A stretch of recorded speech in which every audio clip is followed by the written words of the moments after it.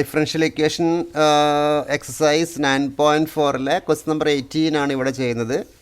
At any point x y on the curve, at any point x y on of a curve, slope of the tangent is twice the slope of the line segment joining the point of contact to the point -4, -3. Find equation of the curve.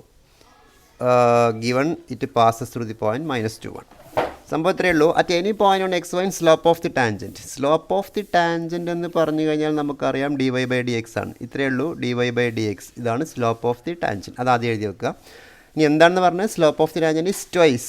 Twice എന്ന് പറഞ്ഞാൽ double അല്ലേ? Double എന്തിന് ഡബിളാണ്? Twice slope of the line segment joining the point of contact. അതായത് നേരത്തെ പറഞ്ഞ x y എന്ന് പറഞ്ഞാണ് point of contact to the point -4, 3 എന്ന് പറഞ്ഞാൽ ഈ എക്സ് വൈ എന്ന് പറയുന്ന പോയിൻറ്റിലൂടെയും -4, -3 എന്ന് പറഞ്ഞ പോയിൻ്റ്, ഈ രണ്ട് പോയിൻറ്റുകൾ ജോയിൻ ചെയ്യുന്ന ലൈൻ സെഗ്മെൻറ്റിൻ്റെ സ്ലോപ്പിൻ്റെ ഡബിളാണ് എന്നാണ് പറഞ്ഞത്. എന്ന് പറഞ്ഞാൽ ഈ രണ്ട് പോയിൻറ്റുകൾ ജോയിൻ ചെയ്യുന്ന ലൈൻ സെഗ്മെൻറ്റിൻ്റെ സ്ലോപ്പ് കാണാൻ നമുക്കറിയാം y2 - y1 x2 - x1 ആണ്. അപ്പോൾ ഇവിടെ സ്ലോപ്പ് ഓഫ് ദി ടാൻജൻറ്റ്, അതായത് dy/dx = 2 ടൈംസ് ഇയാളുടെ സ്ലോപ്പ്, ഇതാ ഈ ചിത്രത്തിൽ കാണുന്ന ഈ ലൈൻ സെഗ്മെൻറ്റിൻ്റെ സ്ലോപ്പ്. അത് എത്രയായിരിക്കും? y2 - y1 എന്ന് പറയുമ്പോൾ y + 3 divide by x2 - x1 എന്ന് പറഞ്ഞാൽ x+4. സംഭവം ഇത്രയേ ഉള്ളൂ. ഇതാണ് slope of the line segment joining these 2 points. അതിൻ്റെ ഡബിൾ ആണ് എന്നാണ് ഈ ക്വസ്റ്റ്യനിൽ പറഞ്ഞിരിക്കുന്നത്. Okay, twice y + 3 divide by x+4. നമുക്കിനി ഇതിനെ വേരിയബിൾസ് സെപ്പറേറ്റ് ചെയ്യാം. അപ്പോൾ dy divided by y + 3 = 2 into dx divided by x+4.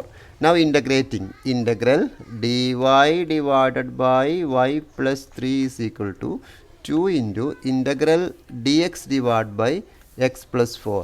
1/y + 3യുടെ integral നമുക്കറിയാം log mod y + 3 എന്നാണ്. That is equal to 2 into log mod x+4 + c. ഇനി ഈ C കാണാനുള്ള ഒരു ഇനീഷ്യൽ കണ്ടീഷനാണ് ഇവിടെ തന്നിരിക്കുന്നത്. When passes through the point -2, 1 എന്ന് പറഞ്ഞാൽ വെൻ x = -2, y = 1 എന്നാണ്. x = -2, y = 1 നമ്മൾ ഈ ഒന്നാം നമ്പർ ഇക്വേഷനിൽ കൊണ്ടുപോയി കൊടുക്കുന്നു. അപ്പോൾ എക്സിന് -2 കൊടുത്തു കഴിഞ്ഞാൽ therefore log, ഇവിടെ -2 കൊടുത്താൽ 3 വൈക്കാണ് 1 കൊടുക്കേണ്ടത്. ഇപ്പോൾ log 4 എന്നാവും. log 4 = 2 log x+4. ഇവിടെ എക്സിന് -2 കൊടുത്താൽ 4 - 2 2 ആണ്. 2 log 2 + c എന്നായി. Okay, 2 log 2 + c. അപ്പോൾ നമുക്ക് എന്ത് കിട്ടി? ദിസ് ഈസ് equal to, നമുക്ക് എങ്ങനെ എഴുതാം?